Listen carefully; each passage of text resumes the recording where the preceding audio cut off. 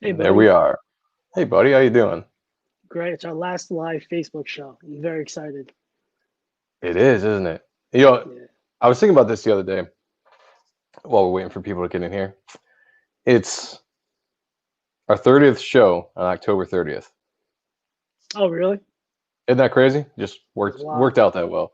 Yeah. Ugh. Yeah. We will BS here for a little bit while we're waiting for people to show up. And we'll have to repeat that again. Last Facebook show. How's that make you feel? Great. Great. I can send my page to private.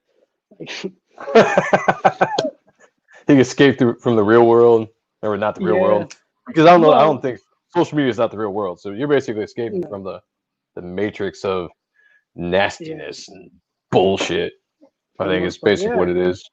Yeah. For myself, for sure. Yeah, absolutely. Well, anyway, it's Friday night, as always. Beautiful, gorgeous day outside. Kind of cold, kind of nipply. Yeah. Yeah, I mean, for me it was. I don't know how you are when you're cold. Oh, I it's was in the trash pool. outside. I was in the pool, You? man. It was What? cold. The water was cold.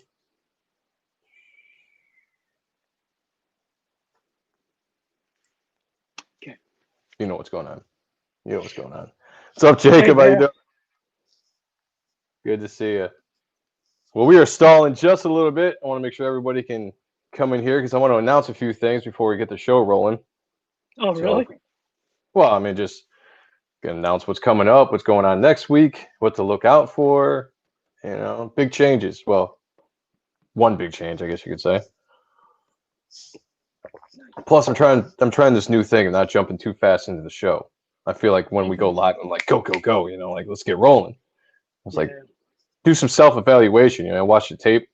I watch us, see how we perform. I critique you a lot. I critique mine Narciss- just a little bit, but I critique you mostly just to see what you need not to change. narcissistic at any time. No, Just, nah, not at all. just Well, the I guess blind gospel. I guess I am always narcissistic Right. from apparently from what I say. But Right. no, like I feel like I move too fast. So I'm going for this You want to smooth it slow, out like slow. an Let's R&B go, he tip? says. All right.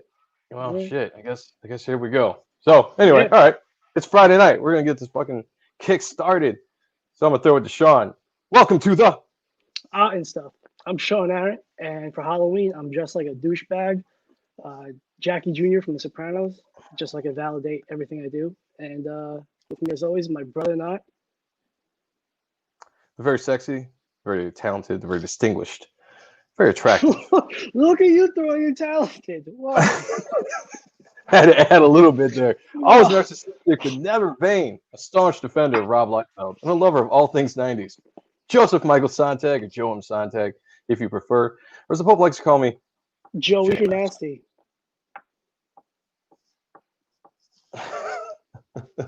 That was it. Whoa, slow. Oh, make up your mind, dude. Like, fast, slow down, fast. I'm trying my best here, trying to critique Foreplay. how I It's all about host the foreplay. show. Yeah. Yeah. Anyway, so all right, for anybody that's watching, I want everybody to know that on Facebook, if you're watching on Facebook, like Sean mentioned earlier, this is the last episode you're going to see live on Facebook for a Very while, if excited. not Very excited. ever. We are going exclusively to YouTube starting next Friday. What are you laughing at? Look at us. We're doing a thing. Yeah, we're doing a thing. It's all about us. YouTube next Friday exclusively. We're starting a brand new channel. So we will have our own channel still, but we're going to have a channel called Odd and Stuff, oddly enough, where we're going to have the Odd and Stuff show on that channel specifically in one spot. It's going to be glorious. It's going to be awesome. Every Friday, you can catch us on that. So we need everybody to subscribe to these channels, me and Sean, to go to that channel when we drop it in the next few days and subscribe. Otherwise, you're going to miss us. That's it. And you don't want to miss the 6th because we got Sean, give them a preview of the people we got coming on, and we're gonna have a good time. We're gonna hang out. Tell the people the guests we have coming on. Got Billy Tucci.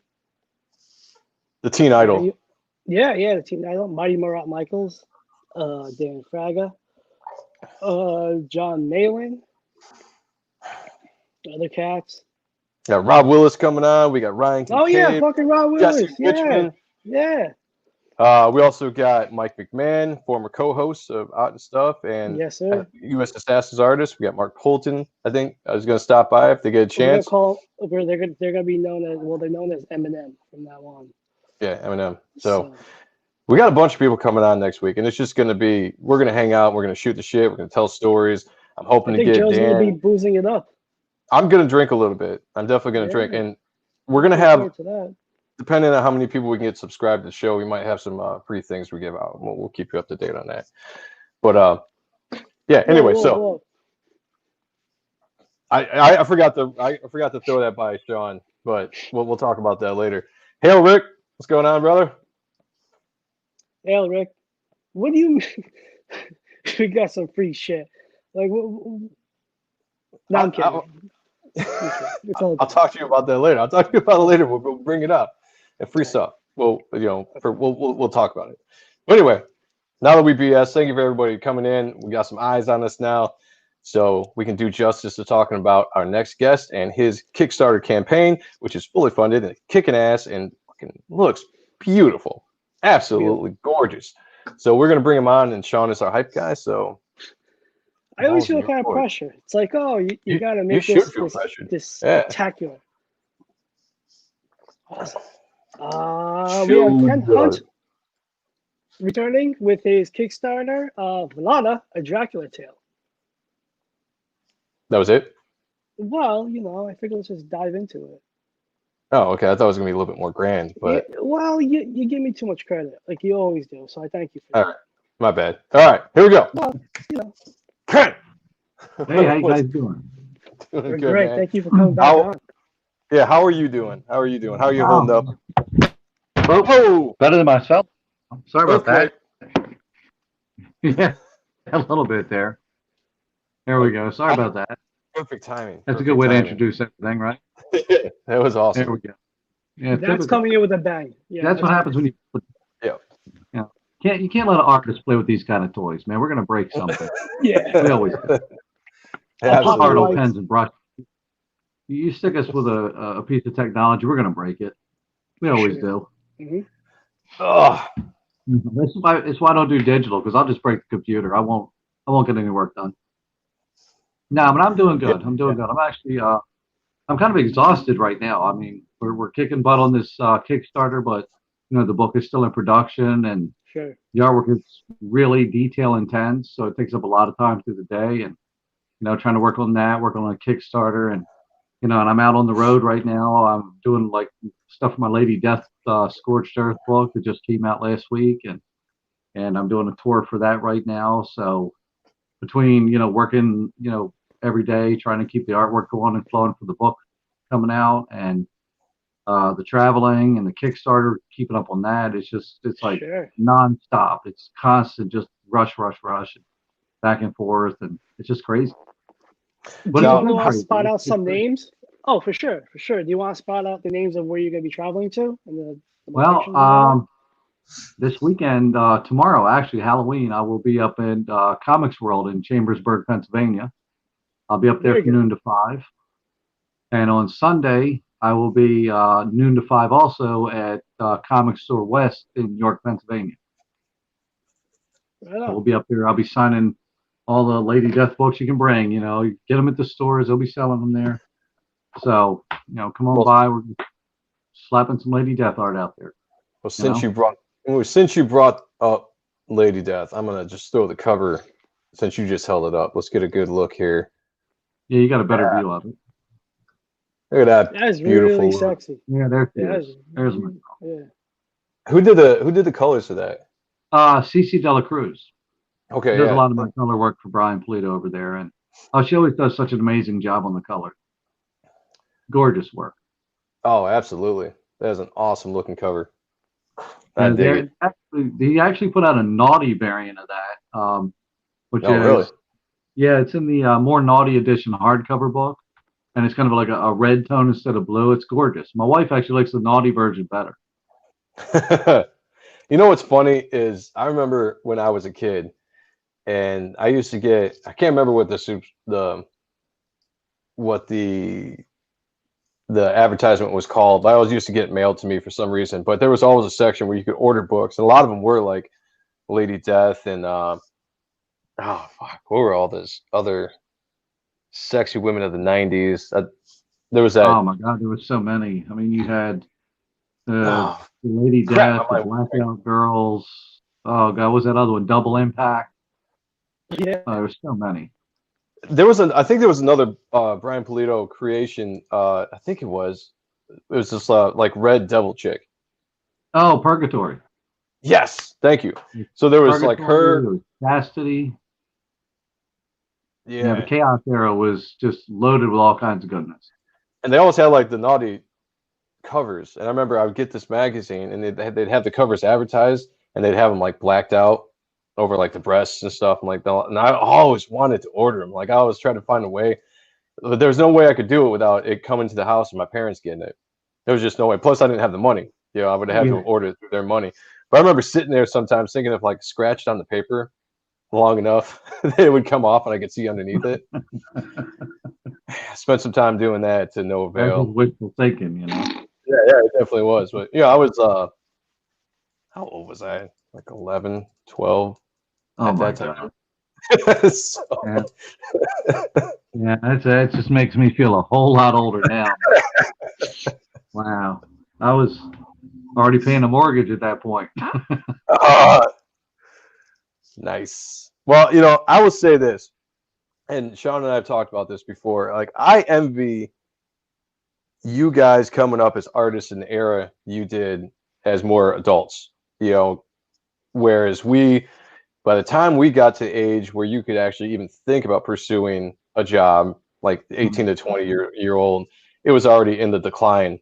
The burst had happened, the industry was going down. Like there was so many things. The industry had changed so much. Whereas like when we were kids, that's when all the big names, the image boom was happening. There was like so much excitement in comics, and I always wish that I had been 18 to 20 years old around 88, 90. So I envy all you guys that grew up in the awesome era of drawing comics and really being able to get into the business around that time. Yeah. I got into it in the early 90s. I think it was 90 or 91 when I first got into it. Everything was snail mail. It was on the telephone. There was no emails. There was no internet to use. So every correspondence was either over the phone or, with waiting a week or calling FedEx up to, get that artwork there the next day. And it was a nightmare. Right. Compared to now, I mean, today you just, throw it on the scanner and you email it off to your editor and they send it over to the colorist, and all within 24 hours, everybody's got the artwork, Do you got any crazy stories of heading to FedEx? Like, I got to catch it before they lock the doors, Oh, yeah. Working on a page as you're going. Oh, yeah. Yeah, I was many a time. I was like sticking my hand in the door of the post office, just trying to keep it from shutting the door. Right. Many times. It was rough. It was rough back then, because, you had to get it. Like for me, it was from Baltimore to New York, so it wasn't that bad. Right. Because Marvel, DC, they were up in New York back in then, and so getting it, into the post office, priority mail, whatever, it was going to get there in a day or two. Sure. And FedEx wasn't part of the post office in those days. So you had to go to the FedEx store or the FedEx offices you could find. And those were a little harder to get to because they were not as readily available as they are now. Now you can go pretty much up the street and there's the UPS store, the FedEx store, whatever. Right. Now you can go into the post office and ship FedEx, but you couldn't do back then. Post office and FedEx were major competitors back then. So, you had to go to those places, and they were hard to find back then. At least for me, they were. Right. We didn't even have Google, so we had to look it up at the phone book, find a map, dig it out. Phone book? What's that? 20 miles from here. Go over toll bridges, pay a small fortune in tolls, just drop something off. It's going to cost you a small fortune to get there tomorrow. So, yeah, it was tough back then, but it was all we had, so it was normal. Right. When, the internet and the emails came along, us, old folks were thinking, this is going to make people lazy. This is just too easy now. But at the same time, I'm spoiled rotten to it. I wouldn't know what to do. Right. You know, Oh, yeah. if I had to go mail something like that now, I would just go crazy. You know, Yeah. I'm glad we're kind of out of that age of doing that.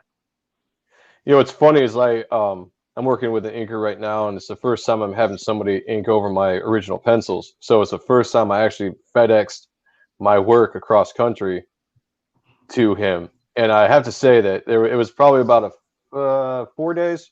I think I did it on a Friday. I was supposed to get there on Tuesday. So I spent those few days just anxiety because Tracking the I was package. I was just like, man, it's like, don't lose my art. I was like, don't crush my art. Don't, all this Right. stuff. We got there soon. Packaging is everything. I mean, you have to make sure. And I worked in the shipping industry. I worked for companies that ship through freight, UPS, FedEx, all those guys. And I had to go into the hubs where these things come off the trucks and they get sorted and shipped on other trucks and they go out for delivery. And I've watched how UPS, FedEx, Post Office all treat their product when it comes off, and it's horrible. I'm not going to lie. I mean, they tell you in a commercial setting. I used to work there as a When you have a kid. commercial account That's a with fact. all of these guys, they tell you make sure it can survive a 10-foot drop. Oh God. And that's what they tell the corporate people. They tell you make sure whatever you're packing can survive a 10-foot fall. What they don't tell you is it also needs to be able to survive being thrown like a baseball at 80 miles an hour into the back of an 18-wheeler, because they do that too. I've seen it happen.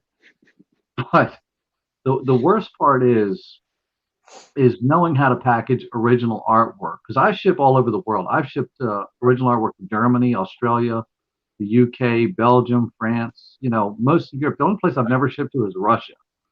But Wow. I've actually shipped stuff all over all over Europe and even into Asia. I've shipped stuff to India. So you have to be able to package it good. And a good way to test it is make a mock-up package. If you got a high place like on your roof or something, go up there and throw it off. Seriously, run the test. Do the science experiment. Take it up there and throw it off the roof. And then if you got something heavy, drop it on it from the roof. So that way, if whatever's inside doesn't get damaged, you're okay to ship it. Seriously, I might have to try that. That sounds fun. Although now I'm a little worried. When the mark gets damaged in shipping, there is no replacing it. I know that's why I said, like, this is the first time I've worked with somebody that's going to do my originals, and if it wasn't for the guys thinking that I really wanted to work with, I wouldn't do it. But you better be sure I packaged the shit out of it before I sent it. Like I got nice hard, stuff for it to sit in between and like bubble wrap, and there's never enough bubble wrap either. I know. I'm like bubble wrap, man. You just got to pack it so tight with bubble wrap. It'd take half the Marine Corps to crack into the damn thing. Right. You want it to be able to survive a bomb explosion. You really do. It is harrowing. I sent original artwork over to Joe Rubenstein to ink, and then he shipped it back. And the whole time I'm just, I didn't care if it got to him because I can just repencil something and send it over to him. But once Joe inked it and he shipped it back, I was scared to death. Yeah. Like Joe Rubenstein's inks are on my Daredevil, or Joe Rubenstein's inks on my Batman Rogues gallery piece. And it's like, I do not want to get those messed up. I want them actually coming back in better shape, if anything, because it scares you. It does, because you can't replace it once it's gone. Yeah, actually, that's a whole new anxiety I'm going to have now, because by the time I get my pages back, now I have to worry about how he's going to package it and send it back. Because, I didn't think about that. Thanks for bringing that up. I got to worry about that. Exactly, and it's scary. I mean, shipping prints out. Yeah, I can replace a print. I don't care. Oh yeah. If you call up the printer and say, "Hey, I need 5 more of these because these guys are going to destroy it again." So you have the backups in case you got to ship out a print to somebody. But original art, there's no second chance. They destroy it. It's gone. It's gone forever. You can't fix it. So yeah, it is very stressful. Yeah. Well, I'll have to be going through that quite a bit over. I don't know how long it's going to take for me to get this book done and send the pages. So every time I'm going to have to take some Xanax or something. I don't know. just pack it right and you'll be okay. Unless you lose it, then you're really screwed. Yeah. And I'd rather they destroy it than lose it. At least you know what happened. I can't talk about this anymore. It's giving me nightmares. I'm gonna have bad dreams about the possibilities. So let's move welcome on. to the old school. Yeah, I know. So anyway, let's talk about your Kickstarter project, Vlada. Did we pronounce that right? Because Sean and I were going over that. Yeah, it's like Vlad with an A. Yeah, that's what I thought. Vlad with an A at the end of it. It's Vlada. Yeah, it's a Dracula Tale. It's Vlada, a Dracula Tale is the name of the Kickstarter. Actually, it's the name of the book I'm doing the artwork for. It's written by Radio of Horror host Chris Denmead. I saw it popped up on the screen there that Radio of Horror was clocked in. So I think Chris is watching right now. Oh, really? Actually, yeah. He let me bring him back up. I was wondering who that was. Yeah, that's great. That's the writer of the book. Nice. This is his child. This is all him, really. I'm just doing the artwork for it. Well, I will. I'll say this right now. If he wants to come onto the show right now, I'll send him a link, and then we can all talk about the book. Yeah, it'd be cool. It'd be awesome to get him on there if he's up to it. I'm not gonna lie. Recently, he just recently got out of the hospital. Oh, really? Ironically, shortly after we launched the Kickstarter, he got bitten by a brown recluse spider. Oh no! Oh fuck! Yeah, he got nailed on the back of the leg, in his pants. So I mean, it nailed him bad, and he went right to the hospital, and they got the venom out, no big deal. But his leg got badly infected, and he was going in like every night for antibiotic injection treatments and IV treatments, and then he ended up in the hospital for a couple of days under constant care because it got so bad. So, and he's trying to do this Kickstarter. He's trying to, do all this other stuff. And then this happens all at the same time. So it's just cruel irony that it just came about like that. Yeah, that's always been a fear of mine because I've seen what and heard of what happens when you get bit by a brown recluse, how it, affects your skin, how like all that stuff. It's just nasty. Yeah, it is. I hate to tell people this, but you need to really kind of Google the brown recluse spider and learn a lot about it because it's not a joke. It's really not a joke. If one of them nails you, you do not want to play with it because if you Google a brown recluse spider bite, it is nasty. Yeah, absolutely. It's very, very nasty. We got some of them up here in Michigan. You don't see them very often, but you see them every once in a while. I think I've only ever really seen one that I established in my life that was one. But I don't like spiders anyway, man. Let alone being. I'm not a fan of spiders either. I respect the animal, but I'm not a fan. Around here in Baltimore, we got to watch the black widows. We got a lot of black widows around here. Yeah, growing up, we had I lived out in the country growing up, and I saw a few black widows. It was just crazy. Funny story, just aside, and we'll get back to your book real quick. But one day we had captured a black widow, and me and my brothers, we were, I don't know, 9, 10 or something like that. We captured a black widow, and then we also captured a queen bee at the same time, and we put them in a jar together. And we didn't do it on purpose for them to fight. We just it just worked out that way. But what we ended up doing is observing. They started going at it, and the queen bee kicked the shit out of that black widow, killed it like fast. I mean, it was like it was all over it, and the black widow was done. I was like, all right, I fear the black widow, but now I'm gonna fear the queen bee even more. And then we killed that, and that was the end of it. I think we went and started killing some bumblebees or something. I don't know. Yeah, I captured a black widow one time here in Baltimore. First time I ever got to see one in person alive. I always saw pictures, saw videos, but I never saw one alive. And she was about as big around as my pinky. Yeah, she was a big girl, and I captured in this little Tupperware container, and I was just looking at her. I brought her in the house, and my wife just freaked out. She's like, "What the hell are you bringing that in the house for? We got 2 little dogs in here." I said, "It's in a Tupperware cup. It can't get away." But eventually, I actually didn't want to kill her. I did not want to kill her, so I actually called the Baltimore Zoo up and asked them if they were looking for any, specimens, or if they had a special zoologist or somebody that collects them or wants to study them. I was going to take her over to whoever would want her. And they told me they didn't need anything, and they didn't know anybody that needed it. So I ended up having to take her out because she was nested out in our yard here, and we do have Yeah. 2 little dogs running around, and I couldn't take a chance on them getting bit. So, No, yep, I don't you know. blame you at all. And the other day I see a spider, it just gets stepped on, Oh you know, yeah, or gets absolutely. swatted with something. But I caught her, and she was beautiful, gorgeous, shiny, beautiful black with that little. They are cool looking. Gorgeous, Yeah, amazing animals. The But red at the same time, spider, I didn't want to kill her. yeah, you're Deadly right. spider, right? But I didn't want to kill it. Go figure. So Rick was asking about your Kickstarter project. He was asking if it's only on Kickstarter. As of right now, yes, it is only on Kickstarter. But that could change down the road. We are going to be looking into publishers since we did get a successful funding so far. I mean, it's only been a little over a week online. We got fully funded the first day, and Let's bring it up you here. know, and it's rolling good. But once we get this out there, and we're going to start shopping around the publishers, maybe even self-publish. I'm not sure, but yeah, there we go. There it is. And you know, once we get it out there, we're going to shop it around the publishers, maybe see how it goes. See if we can get it on comic shelves out there, on bookstore shelves, because it's not a graphic novel in the traditional sense. It's about the size of one. It's traditional comic size, but it's like a novella. It's like a short novel with certain illustrations scattered throughout it. Oh, okay. And like Bernie Wrightson's Frankenstein book. It's done a lot like that. Okay. All right. Here's some of the artwork from it. Yeah, that was We're gonna ridiculously beautiful.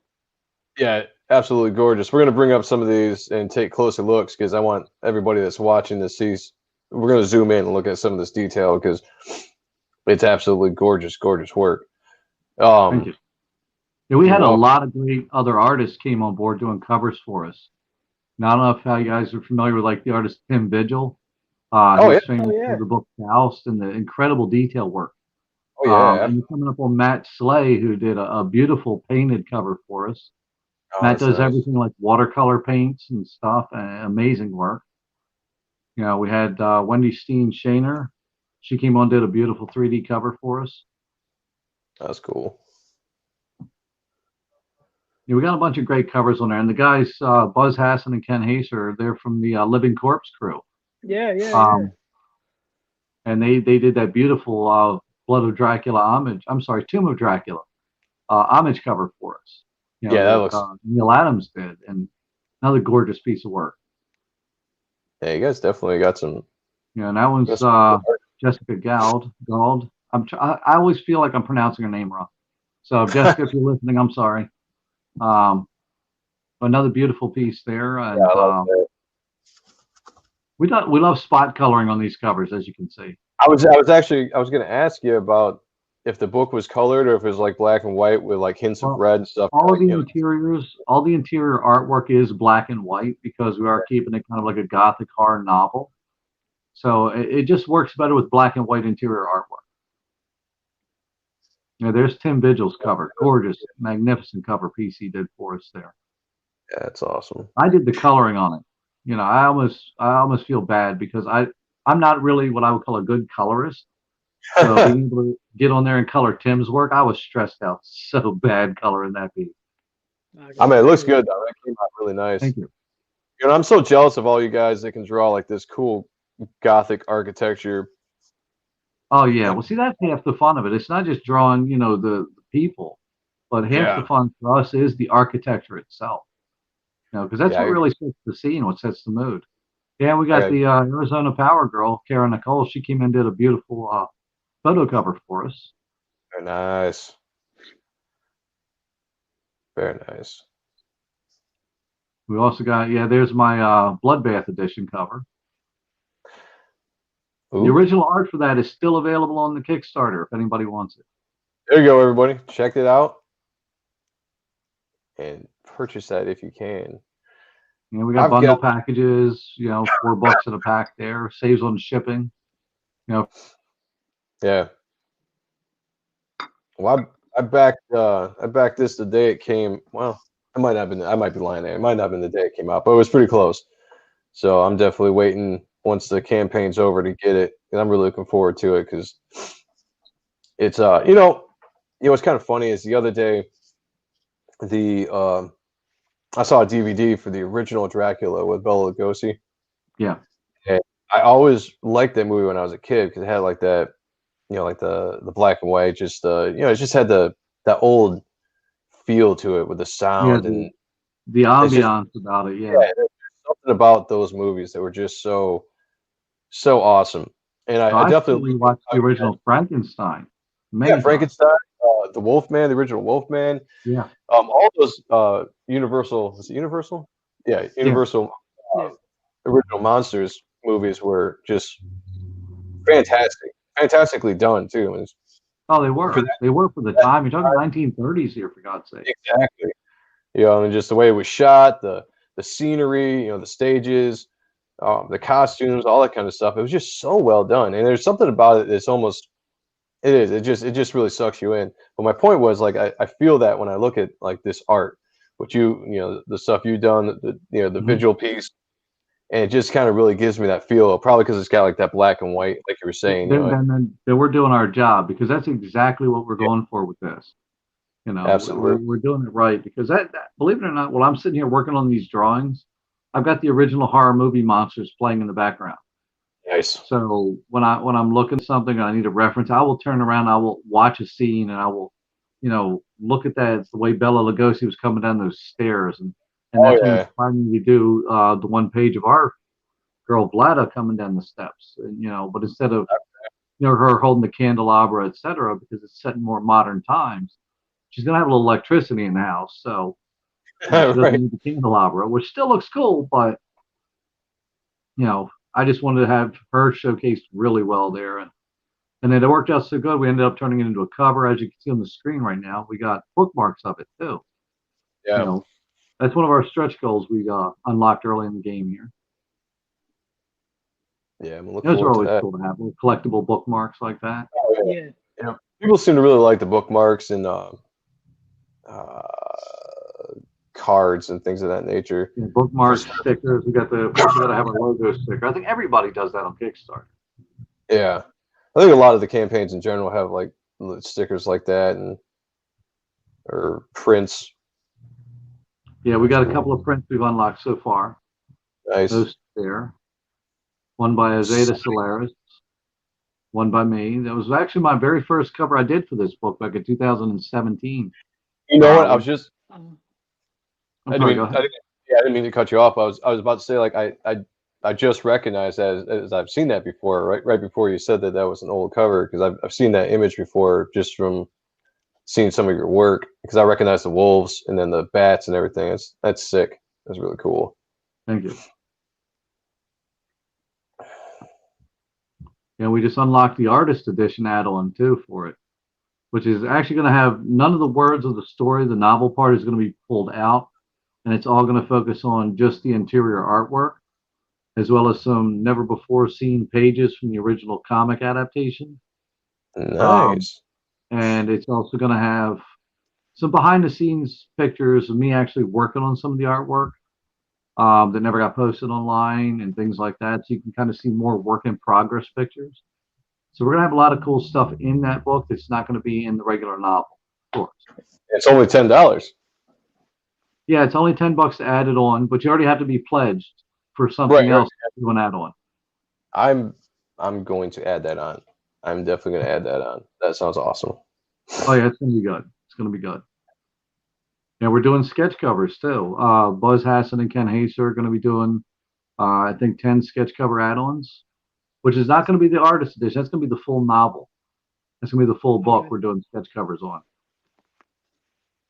Now, they're going to be doing 10 of them. I'm only going to be doing 5 because I'm still going to be trying to get caught up with everything, with helping shipping and everything, getting all this stuff out. So I need to make sure it ships on time, so I can't be doing all 10 of them. So Sure. Yeah. I'm only doing 5 sketch covers. I took my eye off the chat for a couple minutes and I completely lost everybody. So let me catch up with the chat here before. Dropping the ball. So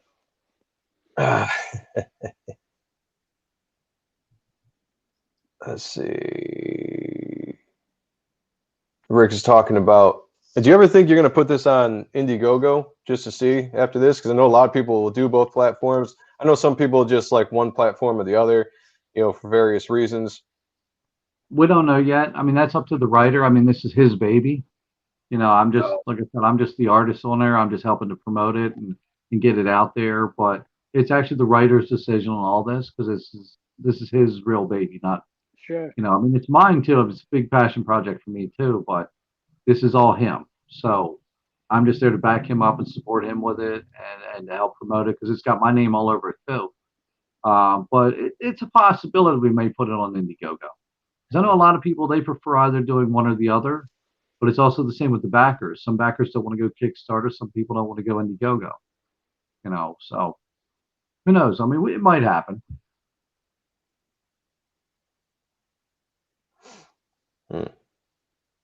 Got some arguing going on in the chat. So I mean, What? just I don't know. We'll just leave that alone.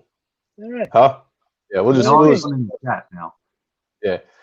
No arguing in the chat. We're all here to support each other, and everybody, you know, whatever the Sean and I are big supporters of a lot of. Unless they're making fun of me. Yeah, a lot of indie creators, Okay. including those on Indiegogo and certain groups that people might not like. So let's not argue about all that. Let's get back to Vlada, a Dracula Tale, which again is I'm extremely excited to get this in my hands and read it, and to see all this beautiful art. Because I mean, Yeah, unlocked this. We just unlocked the trading cards still. Oh yeah, there we go. I was just thinking. Yeah, I was just going to talk about cards. Yeah, cards are that's definitely a big thing. People really dig the cards. Seems like almost every campaign I've seen somebody do, they've got some kind of cards. You see, if you see on the screen right now, see that little book? It's only $2 there. Oh, nice, that's actually a little prequel comic for the novel. Oh, really? That was the original. Okay. Yeah, that was the original story that Chris Denby wrote for it. That he put out years ago. That kind of led up to this book we're doing now. So it's a nice little prequel comic that people can add on for only $2. You know, if they want to get that. Yeah, I might have to get that too, because I mean, between that and the other book, that's only a $12 add-on if you've already pledged. So I would encourage people to do that, because those are some really good add-ons. Not too expensive, and it sounds like some really cool stuff. So all right, let me jump back here. Well, we're trying not to overwhelm the backers here, because I mean, some of the bigger Kickstarters, they throw so much stuff on there, you can't keep up with it. It gets confusing. So we're trying to keep it fairly simplified. Now, one of the things we're actually going to do is, if we can get to the $8,000 mark, we're going to do 2 more pages of artwork in the book. Not sure where we're going to put them yet, you know, or which pages we're going to do, what scenes from the book, but we're going to add more actual story art pages to the book, which is just making more work for me. So thank you, Chris.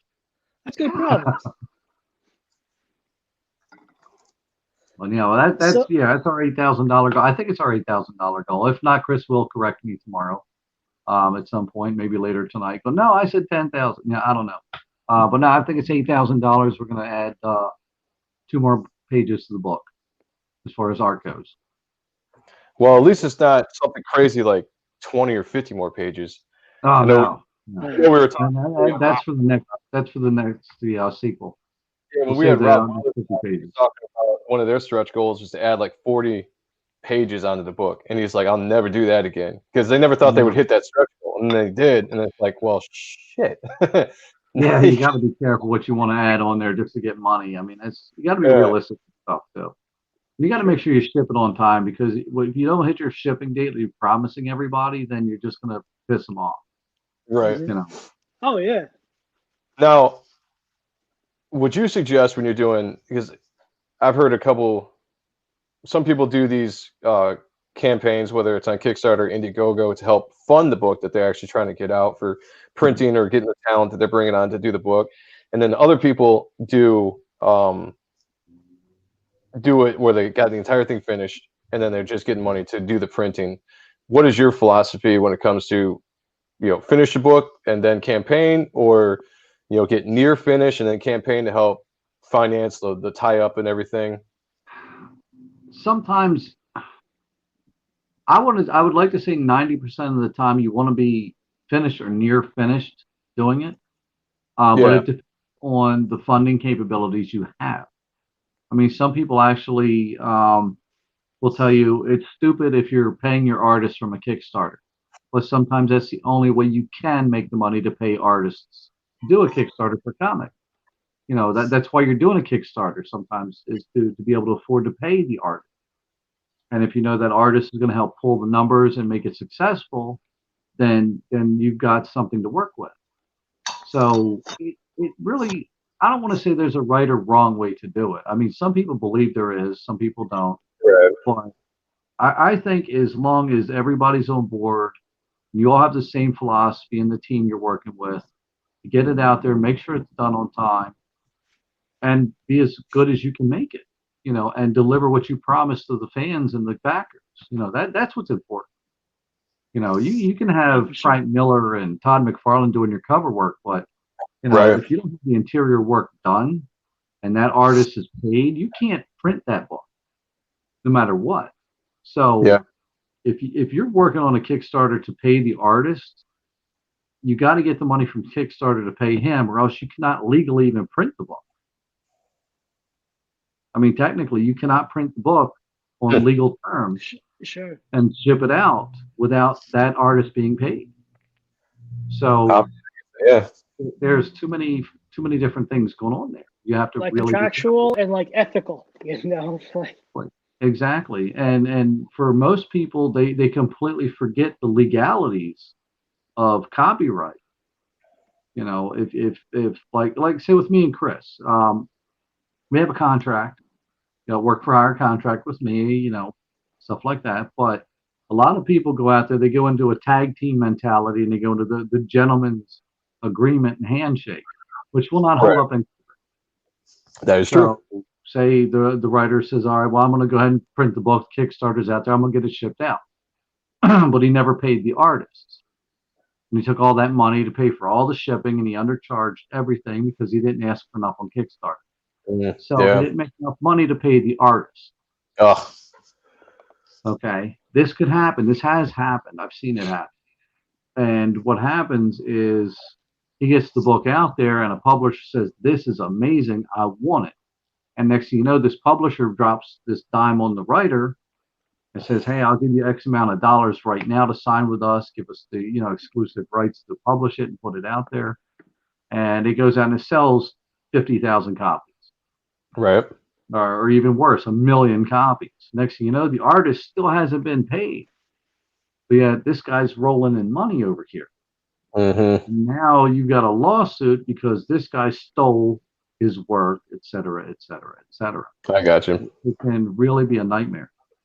But to me, there's no right and wrong ways to run a Kickstarter as long as everybody's on the same page and you have it all worked out.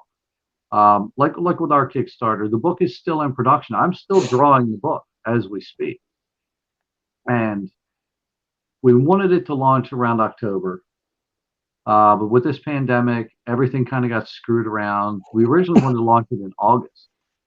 And I said, there's no way I'm going to have the artwork done by the end of September or October. Right. I said, so with everything I had to do, we pushed it back to October. And it's still going to be tight for me getting all the artwork done in time. I mean, that's not going to be a problem, but it's still going to be kind of tight. So we get it off in time into the printers, get everything else printed, and then be able to ship all in January like we're promising. You know, because you've seen the artwork for this book. It's not easy work. It's a lot of heavy detailed stuff. A lot of detail. Yeah, we're going to jump into that. It's time consuming, and it's 150% effort into that artwork. And you got to make sure it ships. That's all that matters right now is we get it on time, get it to ship to the fans when we promise to ship it. You know, if we think we're going to be a day late, we're going to be sending out an email.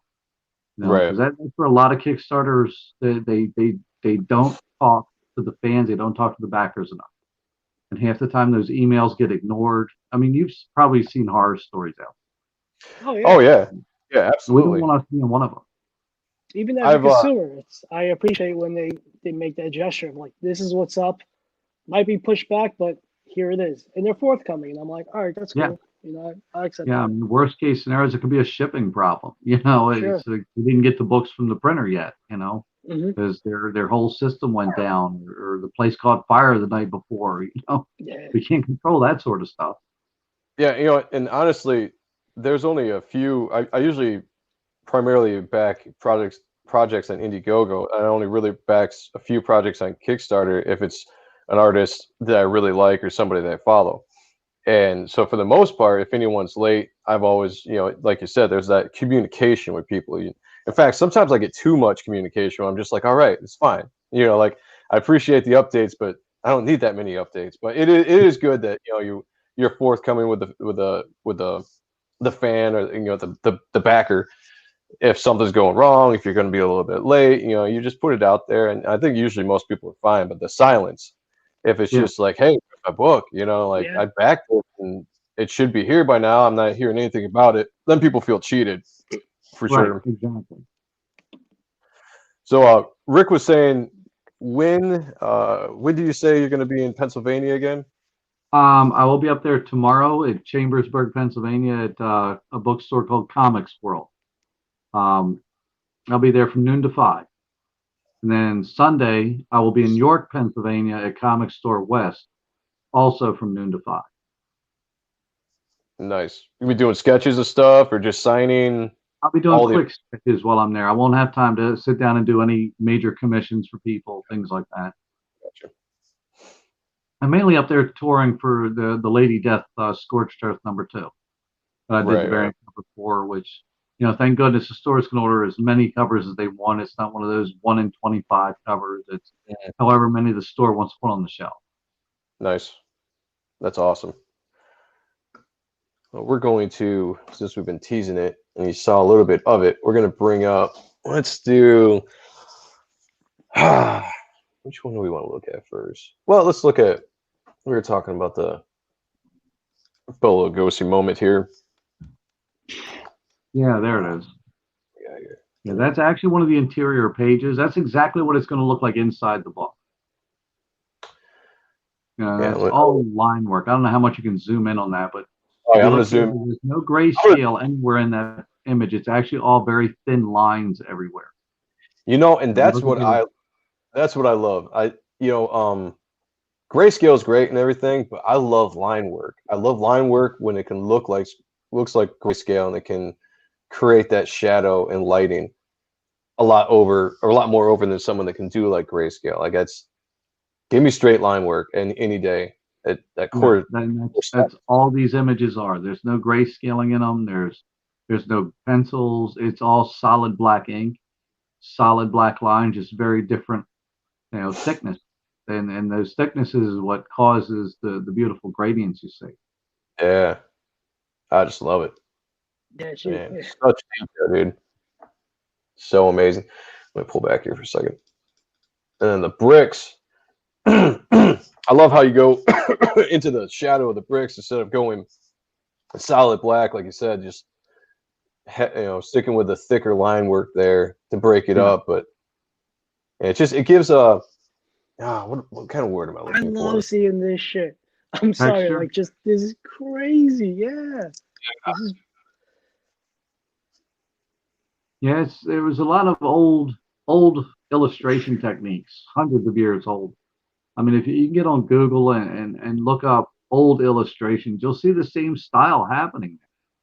They used to use just different sized lines to create shadows, and that's what you see a lot of these artists out there still do. There's some amazing artists out there working like that. Bernie Wrightson, one of my huge idols out there. Look at his Frankenstein books, which is what this is kind of. Our book is very much like. It's a novel, but it's also got the illustrated pages through it. And Bernie Wrightson was a huge influence on me, and he did a lot of that same style of artwork for his Frankenstein book. So that's kind of why I wanted the chance to cut loose and be able to do these kind of line works. Yeah, and you do it really well. I mean, that's really elegant. Yeah, I love the ripples or whatever you want to call it, the creases in the cape. I try to do stuff like wrinkles through the fabric. Yeah. Thank you. Like I've always loved that kind of style. I try to do that too a lot of times in my work when I'm dealing with like capes or something like that, because I don't know. It's just something very attractive about the shapes. You know, Well, that it you. gives it more of a feeling. It doesn't just look like it's laying there. It actually, you want to sit there and count the folds and the wrinkles and the layers, you know, and it gives it more of a realistic feel to it. You know, but you don't want to draw that from one comic panel to another all through a book, though, because that would take you like a year to draw the comic. Yeah, it would. So Rick said, thanks. I'm gonna try to come. Any chance you're gonna come to Ohio? It's possible. It's very possible I could get up there one day. It depends on the stores, depends on the convention scene. You know, if a store up in Ohio says, "Hey, we want you to come up and be a guest at our store," I'd be happy to be there anytime. You know, so if you know any stores up in, you know, Ohio there, Rick, you know, go ahead and drop my name, tell them what I do, tell them who I've done stuff for, say, hey, look, it's this dude draws Lady Death comics, you know, have him come up sign some books for you. You know, drop that dime on them, you know, tell them I'll be happy to come up there. You know, tell them to look me up on Facebook and message me. I'll be happy to come up. I might have to try to do that in my neck of the woods if you're willing to come up to Michigan, because I know every once in a while they'll have some people come and do signings and sketches and all that kind of stuff. Very rarely, but they've done it, so I might have to look into that. Well, especially right now with this epidemic going on, it's kind of tough out there in a lot of places to get signings going. You know, I still love getting out doing the signings, although right now I hate it because everybody's got to wear the masks, and that's the hard part. Is, you know, I love sitting there talking to the fans. That's my biggest thing. I love talking to the fans, and I love seeing them smiling. And now everybody walks up, and I was at Chuck's Comics last Saturday, and a lot of people I know, a lot of fans, regulars from the area came in there, and I knew all of them, but I couldn't recognize half of them because I couldn't see their face. Oh, right. And that sucks. It does. It sucks. I love seeing the fans' smiles. I hate, you know, fans walking up and I can't see their smile, you know. Yeah, no, I'm the same. I'm the same way. In fact, when we all started wearing masks, it's funny how you can recognize somebody, but sometimes you don't by just seeing their eyes. And then the funny thing about it is it made me think like, wow, maybe a superhero could have a secret identity, and they wouldn't, and people that knew him wouldn't know. I met people that got a radical haircut and I didn't recognize them. Yeah, so I knew a guy that had like real long hair. It was halfway down his back. And next time I saw him, it was shorter than mine is right now, and I had no idea who the guy was. You know, and until he opened his mouth and said who he was, I went, "Oh my God, I didn't know it was you." Oh no, same thing. Like, you know, got a beard and they completely shave it. Yeah. It's a second. The Spider-Man History Channel. This book looks fantastic. I got to wait for the retail edition as I don't have a Kickstarter account. I did get the Resurrection of Dracula book back in 2016. The writer was at a comic book store at Halloween. I don't know if you need I mean, you can be a guest on Kickstarter, I think.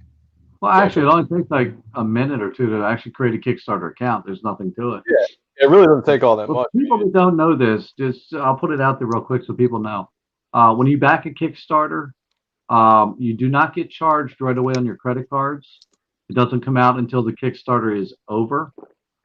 So on the final day of the Kickstarter, the charges start getting hit on the cards. And usually can take like a week to 10 days for it to show up on your credit card that it came out. So, but a lot of people think it's going to come out right now or come out of your bank account right now, but it doesn't. It doesn't come out until after the Kickstarter is over. Yeah, it's one of the big differences between Kickstarter and Indiegogo. Is Indiegogo you pay up front, and Kickstarter you pay later.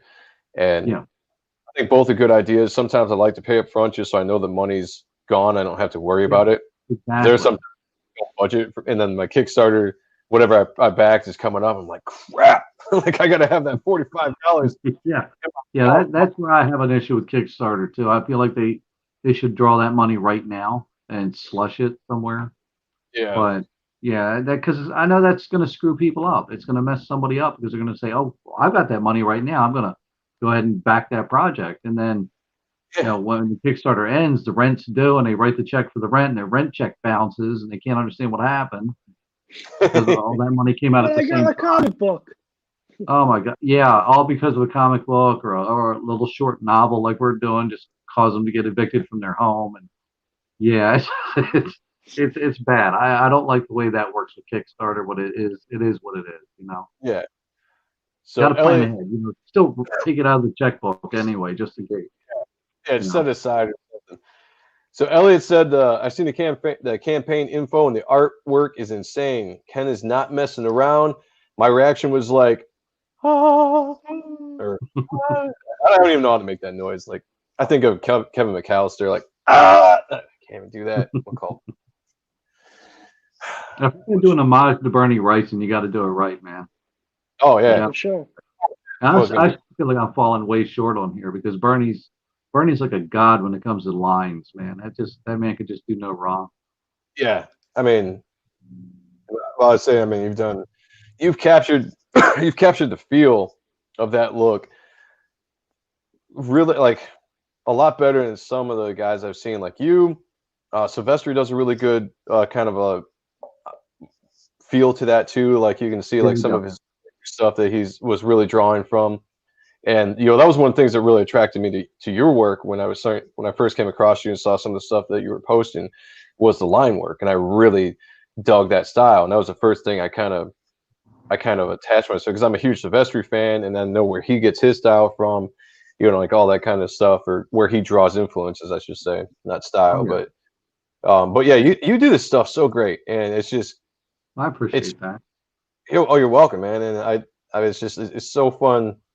So fun to look Inspiring. at. Yeah, it is, and to dive into. Because Yeah, it's the castle. I've I always been was coming up with that. I didn't want to do just a traditional old castle looking thing. I mean, I had to kind of set a scene, and I wanted just some kind of ominous, like dark hallway leading up to the castle, like some old ruins on the side there, and everything leading up into it. And, and our girl Janice Parker, because everything is gender swapped in this. All the males are females, etc. So you can actually see her at the bottom yeah, of the stairs there. I mean, she's so tiny in that image, you can almost miss her. when Oh, we were we looking at noticed when we were looking, and we're like, yo, at this before we were live. I zoomed in. I was like, oh, I never saw her before until we were just kind of zooming in, looking at the detail. And Like, there's so much in there you can lose, and so many little leaves in the bushes around the drain over there. And the writer Chris Demme calls it our little hobbit hole in this wall there. oh, down here. Yeah. When I first started teasing it, he goes, I didn't know hobbits moved into Dracula's castle. Like, no, they didn't. She just took over the Shire. Well, let me. Yeah. Oh man, See, look all at the little that. details are what makes it so much fun to do. Look You at can that. zoom in. There's actually the dragon crest right over the door. Yeah, that's what I first noticed, and then like noticed some of these like statues or statues. I don't know what you would call them. Statues. They're Yeah. little statuettes, and Yeah. Like, oh man, so good. you see that's what makes it fun to do stuff like this because you can hide so many little things in that drawing, and that's what I love to do. I just love putting so much in there so when somebody sees a picture like that, they can look at it and you might think, okay, this isn't a comic book, but each page I want the reader to look at and see something new every time they see it or find more stuff. Yeah, absolutely. And I mean, just yeah, I mean, like all the just little different stuff you have, or just accents to things, or window panes. That's why I don't have any real pattern to the bricks. You notice the bricks are just all over the place in size and shape. Yeah, I like that a lot. It gives it a little bit more character than trying to keep it all unified. So, Yeah, I don't want it to look like a row home. Yeah. I love the vines. Man. Yeah, and it's old and dilapidated, so it's going to have the ivy and the moss growing all over everything, and vines climbing up the walls. See, I love this kind of stuff right here, like this kind of technique where it's like, it's almost,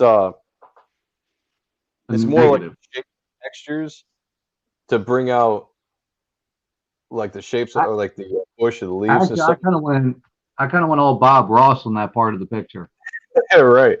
No, I love it. I literally did. I actually took 2 paintbrushes on solid black over there, Nice. and I had a fine tip brush of white acrylic, and I had a very stiff bristled brush, that I ruined. I actually took it and I smashed it flat to where all the bristles flared out. Oh, nice. And then I just kind of dipped it into the white acrylic and just kind of worked it like a fan brush off to the side and tapped it around until I got the shape and textures I wanted. You know, so I was literally doing the Bob Ross. It was a little happy little twig sticking out over here, and oh you yeah, know, a little bush over here, and I was literally talking like Bob Ross while I was doing that part. It was really sad. yeah, man. And how long? I think we talked about it when we weren't live, so I'll just ask again. How long did something like this take you to do?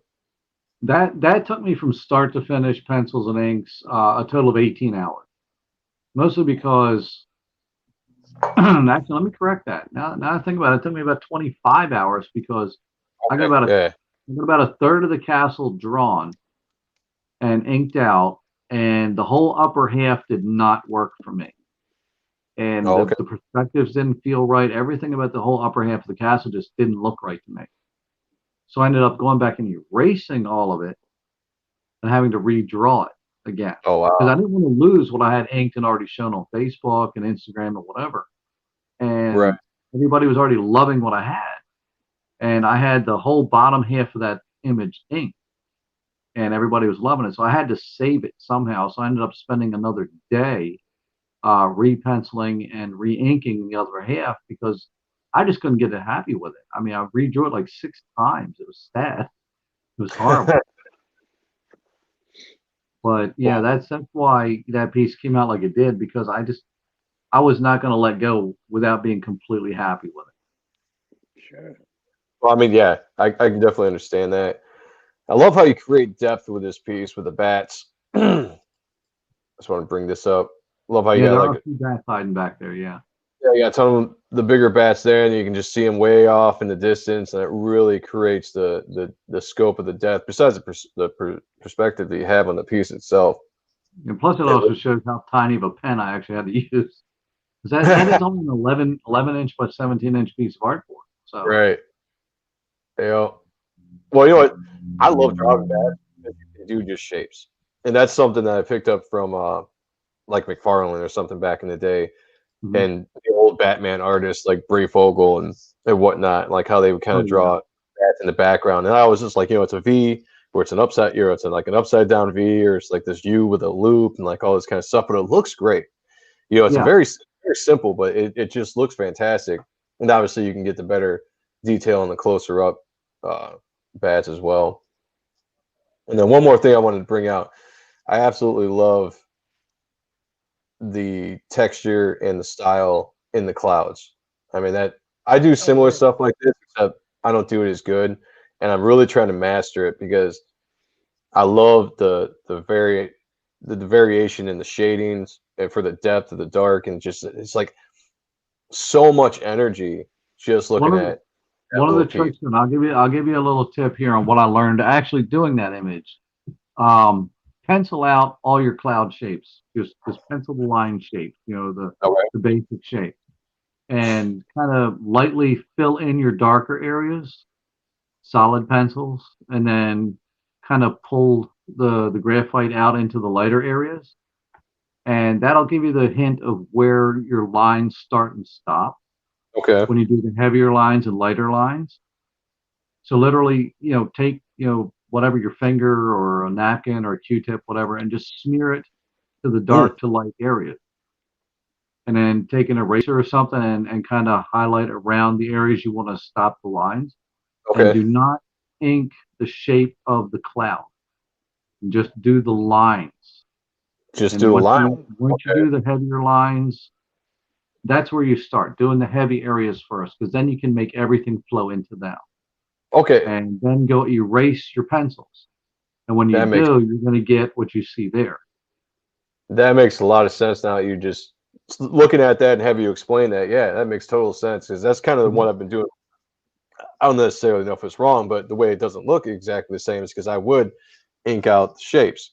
You know, I might not. That's where you're going to stop. Line, I would ink it out, but then I go back through and do all the line work. Well, yeah, I get. I learned that from Frank Miller's Sin City, believe it or not. Looking at the way he drew that book, because if you look closely at the way he did that and the way Jim Lee did the Death Blow comic back in the '90s, is they just didn't ink the outlines. That's all they just skipped inking the outlines and just let the blacks do the talking. It's funny that I never really, all these years, like I've looked at the art and I've appreciated it, and I've never really understood it like that until you kind of just explained it. But it makes so much sense now. Yeah, it's really easy to do once you figure out the trick to it. I mean, it's kind of cool if you do, like, just take half of Batman's head, the shape of his head, right, and the way it contours into the neck from the cowl, and if you do a dark area behind him that disappears, like part into his shoulder, don't ink the line of his shoulder, and just ink the shadow of his shoulder on the side, and watch your brain fill the gap with the line. Right. Because what you can ink, you can erase everything else. The eye will make that line appear even though it's not there. Your brain will fill that gap. And that's what makes that artwork so cool. It's just such a cool negative effect. Because there's nothing there. It's literally not even drawn anymore. It's gone. But yet your brain still sees it. It's an awesome optical illusion. That's what I love about art, man. I really do. Real quick, Radio of Horror said, Ken's stuff is breathtaking. It's amazing how great it is. We can't wait to show more art soon. I'm passing out. Good night, gentlemen. Well, I certainly hope you get better from that. That was Chris. Yeah, that was Chris. Good night, Chris. Get some rest, buddy. Yeah, hope you feel better, and maybe we can get you on the show sometime in the future and talk a little horror stuff. I think that'd be kind of cool. Oh, yeah, he loves the horror stuff. Yeah, I mean, so do I. I'd love to pick people's brains that are really into especially like old school horror and all that kind of stuff. That'd be fun. We should reach out. He's the guy to talk to. He's just a horror aficionado. Oh, I'm running out of coffee. Can't believe I drank it that fast. Craziness. Yeah, I don't know what it is. I am so thirsty tonight. Well, I've been doing a lot of walking at work. So, like, I've just been drinking I should probably be drinking more water, but unfortunately, I just drink. I had that problem. I'm sitting on my ass feeling to grow wider every day. Yeah, I gotta get up and get some exercise, man. I'm terrible. I would rather be sitting on my ass drawing, gaining weight, than working. I mean, don't get me wrong. I like my job. No, believe me, I was on my feet for 20 years on and off doing jobs, and when I decided I'm going to go completely full-time into comics about 10, 12 years ago, and I tell you, the lack of exercise is killing me. Because I told my wife the other day, I said, if I had to run across the street right now for an emergency, I think I'd have a heart attack before I got there. I can feel myself getting that bad. And I got to get back to the gym. I got to be doing something. Or at least I love sitting here drawing all day. My body is just telling me, get off your lazy ass and do something, Get up and go walk around the block, go grab the dog, take the dog for a walk, When you got to work all these hours, get all this artwork done, it's kind of tough, So I'm going to bring up thank you for everybody, by the way, thank you for everyone that checked out the show so far, asked questions. Ken, as you can see, is a fantastic artist. He's been in the business for a long, long time, and he knows a lot about art.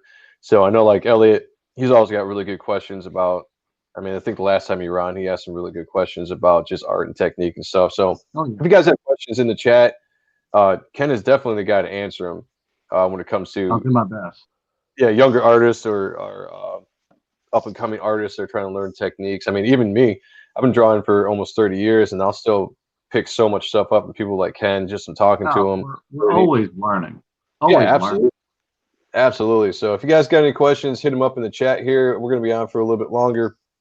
But while we're doing that, I'm going to jump back to the Kickstarter here.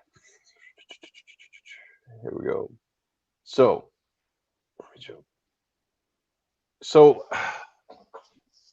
I know you're not the writer of the book, but is there anything you can tell us, like, specifically about the story without giving too much away from the book?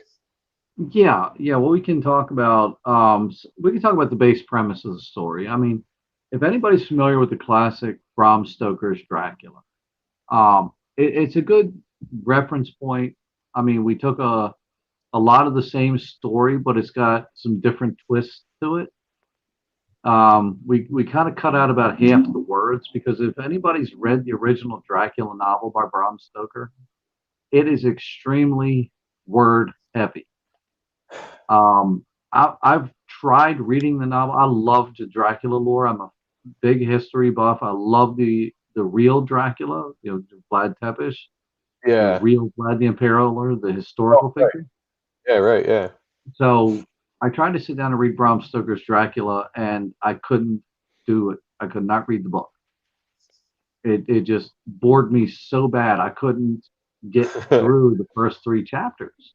Like I just Watchmen. kept losing interest because I've seen the movies, and that was my problem. I saw the movies first. I saw Bela Lugosi's, I saw Christopher Lee's, I saw Francis Ford Coppola's.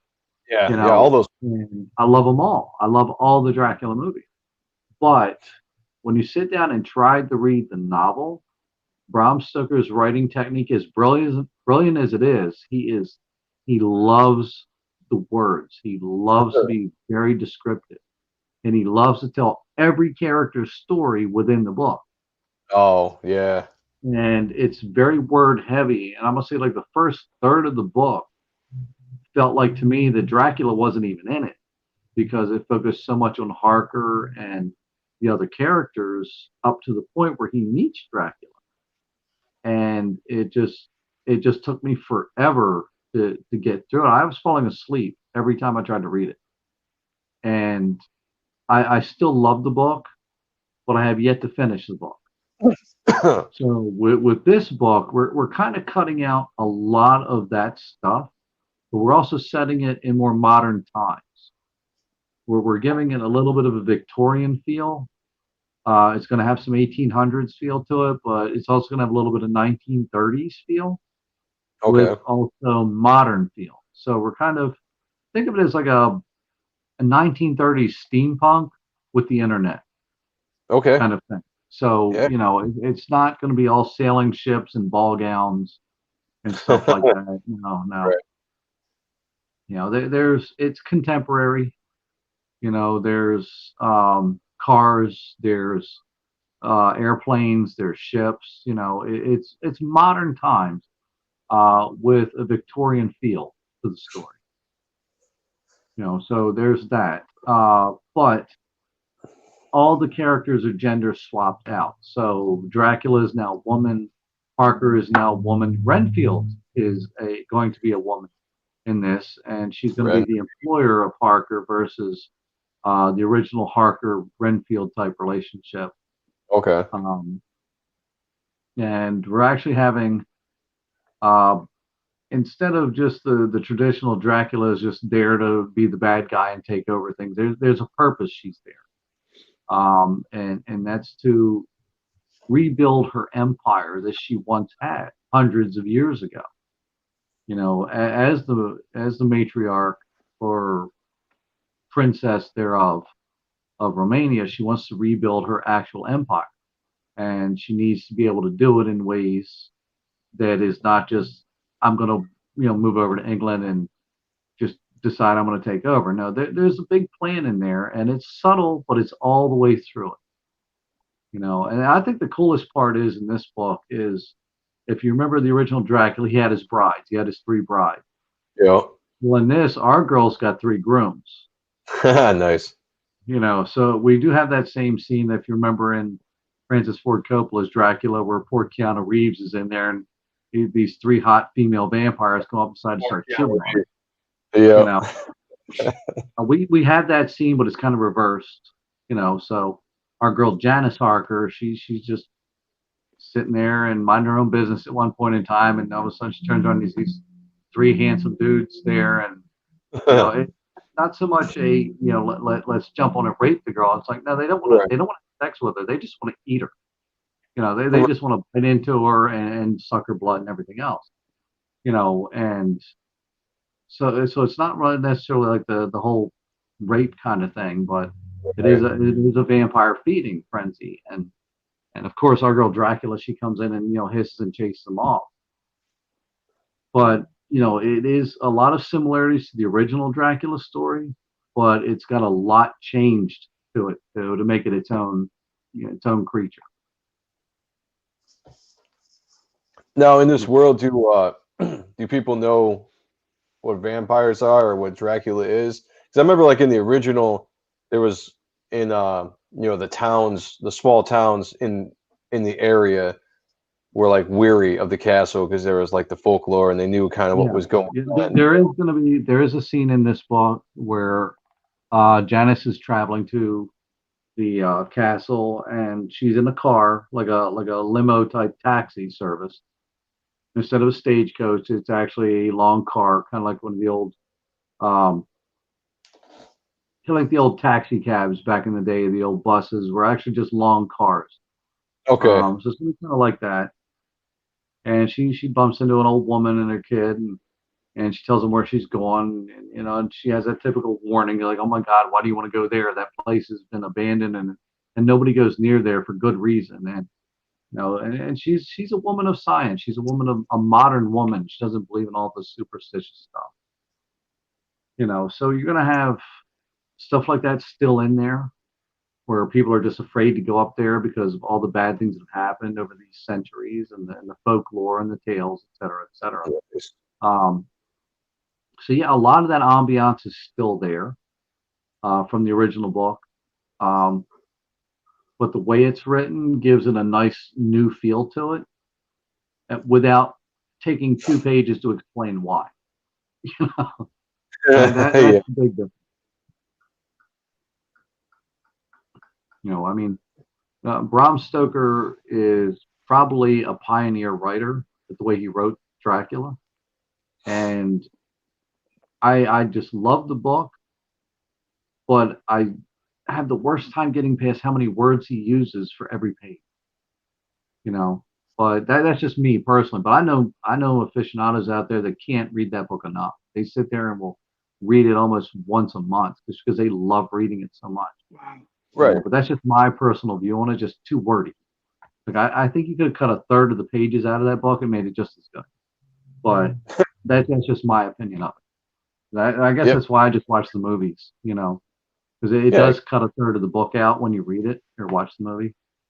So I'm one of those guys that's guilty of I'd rather watch the movie than read the book. Put the Blu-ray. So I know I'm gonna have the hardcore guys out there going, "Oh, you suck, man! You got to read the book." I agree with that. I do need to read the book. So. Yeah, I think I tried to read that book when I was younger, and I couldn't do it either because, for one, I don't like reading when I was younger. I always thought the concept of a book was a lot more appealing than the actual reading of the book, because I would read about the book or then I get into it and I just get bored real quick because I'd be like, "Where's the pictures?" Like so many words. I was the same way, man. I read it was like a comic. It was like a comic version, but it's for kids. It's black and white.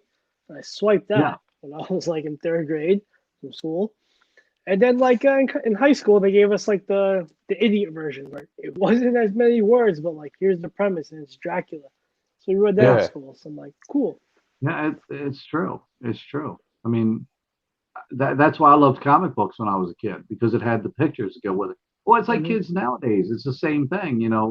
Kids don't want to read comic books or books when they could just pick up a cell phone and see all this cool stuff on the cell phone. And you could it gives be them that interactive experience, and that's every generation has that. I mean, my dad was there at the beginning of transistor radios, for God's sake. When you could actually carry one in your pocket, it was only this big, and like, wow. And if you had a 6 transistor radio, that was something to talk about. The more transistors, the better the signal. So it's the same thing. Every generation's got it. I mean, look at back in the 1800s when somebody walked by and said, "Oh my God, you're still using candles? We actually have electricity at our house." Yeah, that's awesome. It was there. There was electricity back in the 1800s in some places, but guess what? They didn't have the power lines running all the way out there yet. So, it's just everybody goes through the same thing. All right. Well, we're running on 1 hour and 20 minutes. I think we're going to start wrapping up the show here. Ken, I wanted to say that our show next week on the 6th, you were invited if you want to pop on. We're inviting all of our guests that have been on the show if they have the time to make it. Basically, for anybody that missed the beginning of the show, we're relaunching the Ott and Stuff show next week on its own channel. So we're consolidating everything we're doing. No more Facebook and YouTube. It's just going to be one channel on YouTube only, and we're bringing everybody together. And we've do it reached at the same time. Yeah, I think we're going to be doing this show at 8 instead of 8:30 because we got a lot of guests coming on. So it's going to be no limit to. I think we can run StreamYard for. I don't know how many hours we can run it for. I think we can run it for a long time if we have to. So we've invited a bunch of our guests to come on whenever. I'm going to drop the links to you guys, and if you're watching the show or if you're not watching the show, we're going to start at 8, and you can follow the link in. If there's room, I'll bring you on. If not, you might just have to try again at a certain time, depending on how many people we have. I'm going to try to rotate people in and out so that everyone gets a chance to come on. And some guys are going to come on just for a little bit to say, hey, what's up? And then they'll probably jump out. Others are going to stick around for a longer time. And it's just going to be. So you said it's on the 6th of next week? Yeah. Yep, next Friday. Next Friday. So it'll be the same day. It's just gonna be like a half hour early. I think we're going to open up the show with Billy Tucci because he can only be on for a little bit, so we're going to bring him on first. As long Billy's as really busy right now. Yeah. That's what he was saying. But he's a cool guy, and he said he would definitely jump on. With I probably, if he's listening out there, sorry, Billy, I know I got to do a sheet cover for you soon, but I just haven't had the time. I've been saying that to him since 2019. Oh yeah, I'm gonna do a sheet cover for you, and he's like, "That's cool. Yeah, I look forward to it." You know, a year and a half later, I still haven't had it done yet. I'm sorry, Billy. I'll get it done. I'm sorry. One of these days, we'll look forward to it. But yeah, you are more than welcome to come on. I will drop you a link, and then if you have the time and you want to, pop in for a little bit, and we'll get you to go with everybody else. And it'll be a good time. There's no real subject matter. We're gonna have people on. We're gonna interact. We're celebrating us. We're doing a thing. Is us. That's right. That's the way to do it sometimes. Just bring it on and throw a party, you know? Yeah, that's exactly it. It's just going to be one giant party. I might be drinking a little bit, you know. And, I hope so. Yeah, just to have a good time. It's going to be the conversation that much better, that's all. That's right. Spider-Man, the History Channel, or the Spider-Man History Channel, said Marv Wolfman, writer of Tomb of Dracula and creator of Blade, said he only read the book. He's never seen a version of the movie. Huh. That's cool. That's cool. People like that. They won't watch the movie because they love the book so much and they don't want to see it ruined. Sure. You know? Yeah. And I got respect for people that want to do that. But me personally, like, I want to see it. Like, okay. So, case in point, before we jump out here, one thing, I've only read a few books that I liked better than a movie because I actually have read some books. But so, Jurassic Park and The Lost World, the Michael Crichton books, were so much better than the movie. Not taking anything away because I love Jurassic Park and I love The Lost World. My father read both of those books too, and he loved the movies, but he said the books were like 10 times better than the movies. Yeah, absolutely, they're true. Because I saw the movies first. I was so excited. Well, I saw Jurassic Park first. And I was so excited 3 years later when they're coming out with The Lost World that I went and I got the audiobook for Jurassic Park and I listened to it. And I was like, that's fantastic. Then The Lost World the novel came out, I think, a couple weeks before the movie came out, if I remember correctly. So I went and bought the novel and I read the entire thing before the movie came out. And I shouldn't have done that because the Lost World book was incredibly awesome. And Steven Spielberg took a lot of liberties in his version, which is, was fine. It was still a really fun movie. But I was going in expecting the book, So as far as that goes with Marv Wolfman talking about have never seen the movies and only like the version of the book, I can totally understand that because there's sometimes the book is definitely better. But me just being a child of the 90s, I like visual, Give me some kind of movie form, give me some kind of entertainment because that pleases my imaginary, I guess, more than just reading the book. Which should be the other way around. People are always like, "Oh, your imagination is so much better than stuff you can see on TV." I'm like, "Yeah," but no. I agree with Marv Wolfman about that a lot because the books are the original way the story was meant to be told. It truly is because your brain makes all the imagery when you're reading, right? And as much as I want to sit down and read Bram Stoker's Dracula and actually get through it, Right. I have to condition my brain to get through that first part of that book, because to me it's just too wordy. But that's just my personal opinion. I know Mara's probably going, "You suck, Ken." It's okay. No, but it's just me. It's nothing personal against Bram Stoker, because God, the man was brilliant the way he wrote that book, and I got to get through it because I love the story of Dracula so much, and I want to read that book. I really do. So one of these days, I'm going to force myself through it, and when I do, I'm gonna get on there. I'll make an announcement. I'm going to tell Mara Wolfman that I actually read the book. You actually got through it. And I'm going to tell him how much the movies probably suck compared to it. Well, you know, like nowadays, like if I had time to read, I would, but I listen to way more audiobooks now because they're so accessible, like on YouTube and stuff. And it's See, that's actually something Chris, the writer, is wanting to do. He's wanting to get an audiobook of this done nice. too. So Cool. hopefully, because it is kind of a novella, it's like a half novel. It's not really a full, like 200-page novel kind of story. Right. It's coming in about a little under half that. So with being a novella and putting it out there as an audiobook, we don't want it to also be like an hour-long audiobook that's just going to take you from here.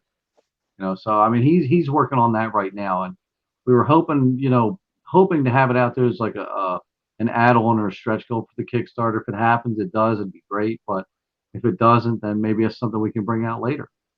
Yeah, that'd be cool. Because I mean, honestly, I like listening to audiobooks. I don't care if they're 3 hours long, because a lot of times I'll draw, I'll do something and just listen to a book if it's something that I really like. And it's I started doing that with the Game of Thrones books. I can't remember what they're actually called, Fire and Ice or something like that. But I started doing that after I watched Game of Thrones, and that ended. I was like, I want to go back and see what the books are like. So I started doing that.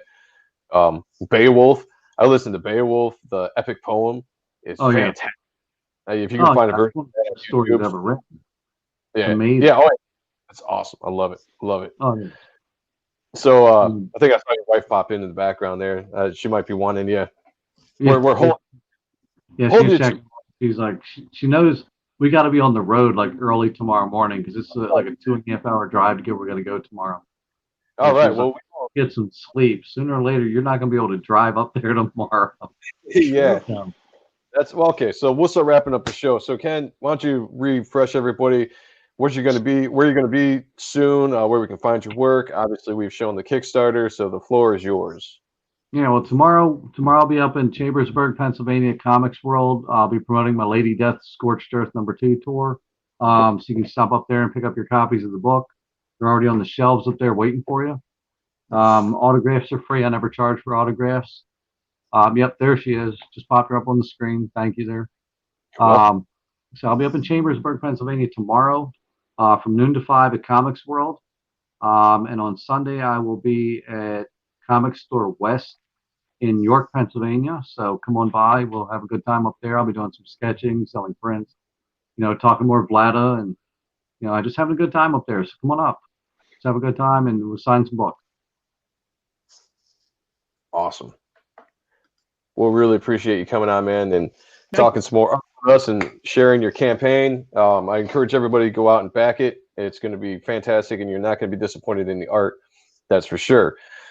Sean, where can we find you, my friend? Sean Ahrendt across the board on all of the social medias. Very, very easy. Enjoy.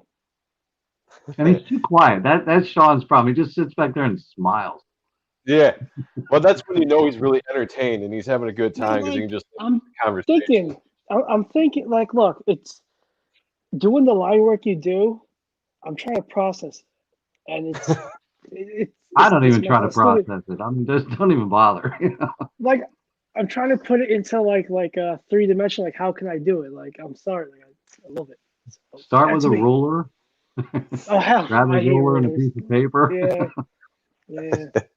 I'm not trying to find a way to cheat it. Like, if I could cheat it with like a toothbrush, just going over like a toothbrush. I use a toothbrush. I use toothbrushes. I've got all kinds of crap here I use. Oh my God. I've got like the worst brushes in the world that make some of the coolest things, like this old worn out looking thing. Look at this thing. Yeah, I got that too. Yeah. There you go. Yeah. Look at that. Yeah. Yeah, it's old, it's worn out, but man, it gives all kinds of good effects. For sure. You know, you Tools dip and it in shit. black paint, you get all kinds of splatter effects. You just take it, you flick it, you get blood splatter. You know, you get all kinds of cool stuff. Yeah, that's Yeah, I gotta get my it. favorite part about this whole show Is is, yeah, it's the arty farty like technique talk. Like it's fun. I've used my thumb to just smear crap around and just, hey, look, it works. You know, Sure. it's just the way it goes. That is the art part.